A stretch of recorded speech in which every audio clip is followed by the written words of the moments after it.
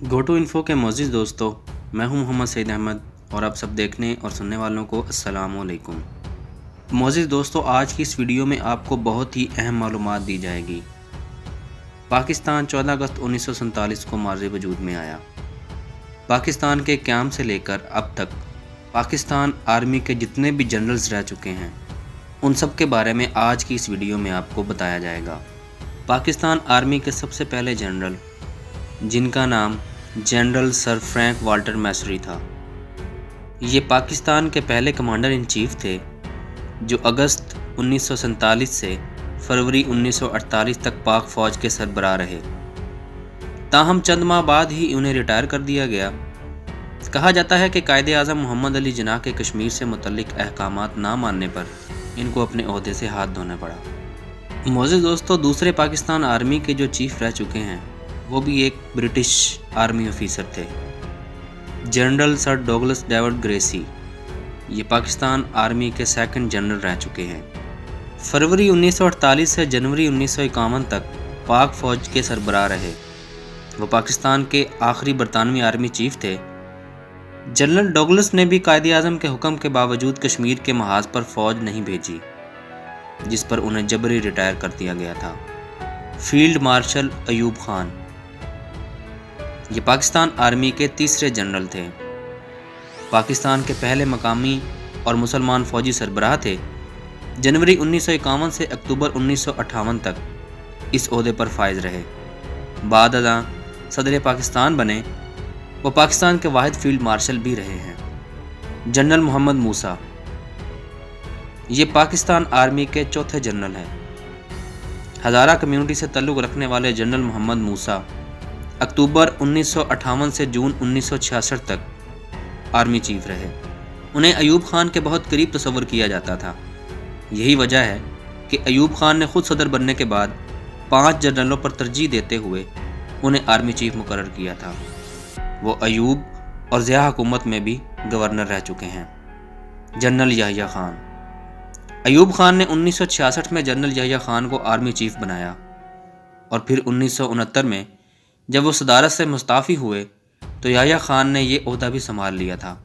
1971 میں سقوط ڈھاکہ کے بعد انہیں عہدوں سے دستبرداری کے ساتھ جیل کا منہ بھی دیکھنا پڑا تھا۔ جنرل گل حسن خان،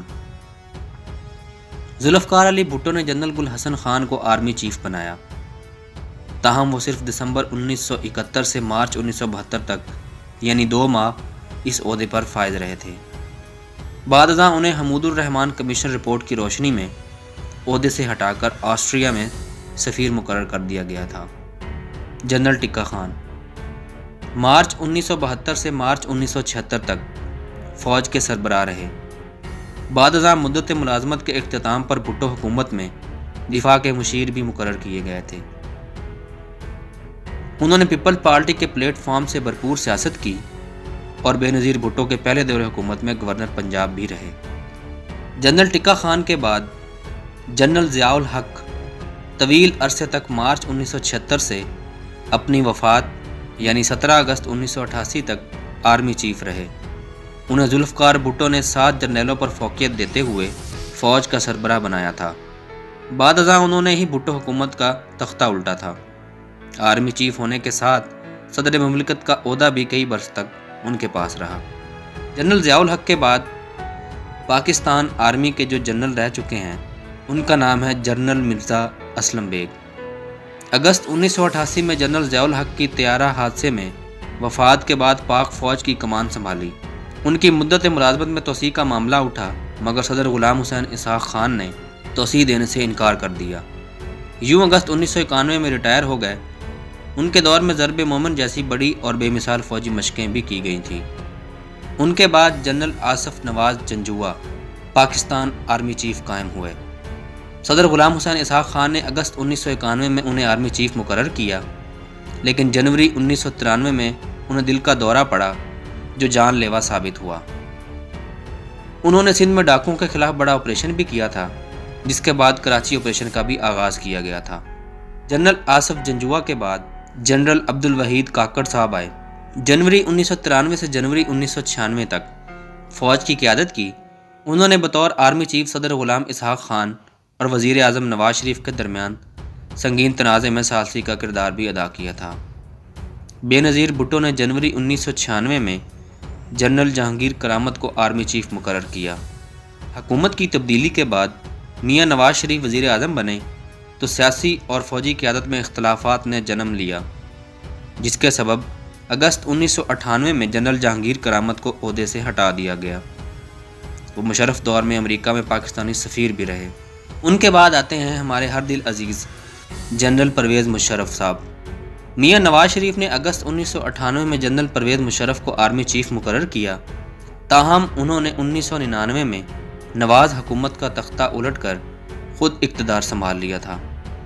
بعد ازاں نومبر 2007 میں فوج کی کمان جنرل کیانی کے سپرد کر دی اور خود صدر مملکت کے عہدے پر فائز رہے، مگر چند ماہ بعد ہی 18 اگست 2008 کو انہیں یہ عہدہ بھی چھوڑنا پڑا۔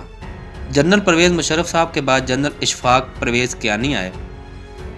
صدر آصف زرداری نے نومبر 2007 میں ان کا تقرر، بعد ازاں انہیں مدت ملازمت میں توسیع بھی دی گئی۔ یوں وہ نومبر 2013 تک پاک فوج کی قیادت کرتے رہے۔ جنرل راحیل شریف۔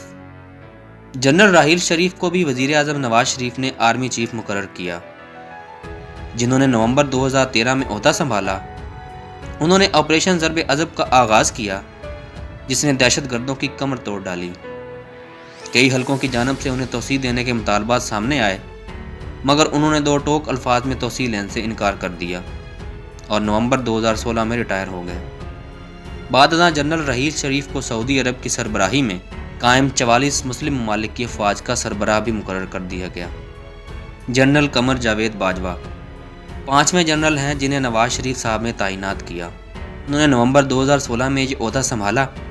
جنرل قمر جاوید باجوہ صاحب کو ریٹائر ہونا تھا، تاہم وزیر اعظم عمران خان نے مدت ملازمت میں 3 سال کی توسیع دے دی۔ یوں وہ نومبر 2022 تک پاک فوج کی قیادت کریں گے۔ گو ٹو انفو کے معزز دوستو، ہماری یہ یونیک ویڈیو آپ کو ضرور پسند آئی ہوگی۔ پاکستان بننے سے لے کر اب تک جتنے بھی پاکستان آرمی کے آرمی چیف رہ چکے ہیں، ان سب کا ذکر اس ویڈیو میں کر دیا گیا ہے۔ دوستو، اگر آپ کو ویڈیو پسند آئی ہو تو لائک ضرور کیجئے گا اور اس ویڈیو کو اپنے دوستوں کے ساتھ ضرور شیئر کیجئے گا۔ اسی کے ساتھ ہی محمد سعید احمد کو دیجیے اجازت۔ اپنا اور اپنے پیاروں کا خیال رکھیے گا۔ اللہ حافظ۔